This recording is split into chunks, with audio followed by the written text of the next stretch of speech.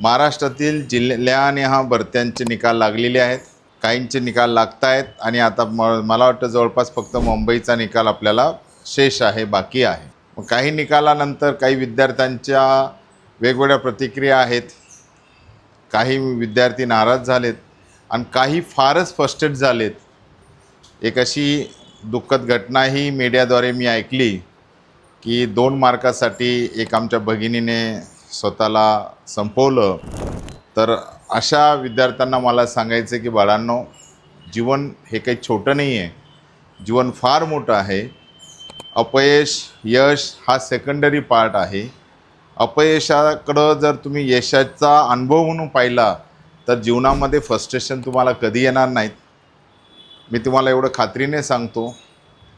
पहिला दुसरा तिसरा प्रयत्न एखाद्याचा अपयशी होऊ शकतो, पण मला अपयश का आलं, त्याच्यामागची कारणं काय होती, माझा तसा सराव होता किंवा नाही, कुठं काय झालं, कधी कधी नैसर्गिक अडचणी होती का, या सगळ्यांचा विचार करून पॉझिटिव्ह एनर्जीने पुढे जावं.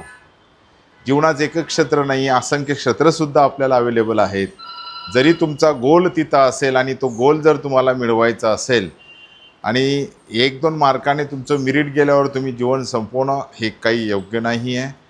अशा बंधू आणि भगिनींना मला सांगायचं आहे की पुन्हा आपल्याला 20,000ची पदं आहेत, SSC GDSची पदं आहेत, RPFची पदं आहेत, आता NTPCचे पदं येतील आणि योग्य ठिकाणी मार्गदर्शन घ्या ना.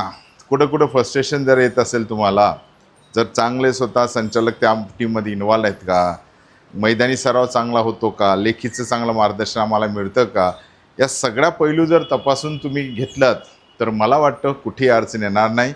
आणि आपलं फ्रस्ट्रेशन कारण आईवडिलांकडे एकदा बघा.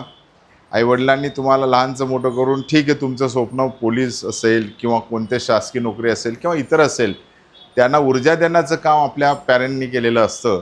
आणि आपण थोडीशी चूक करून आईवडिलांना म्हणजे आयुष्यभर दुःखात लोटतो, याची काळजी आपल्याला घ्यावं लागेल. अरे संघर्ष येतच असतात, जातच असतात, तर संघर्षाला घाबरायचं नसतं, संघर्षावर मात करून रस्ता काढायचा असतो, एवढं लक्षात घ्या. अशा मुलांसाठी दर्जी फाउंडेशन एक चांगला नाविन्यपूर्ण उपक्रम आहे. फ्रस्ट्रेशन झाला असेल एकदा तरी भेट द्या, करिअर काउन्सिलिंग करा. तुमच्या मनात काही डाऊट असेल नक्की मला येऊन विचारा.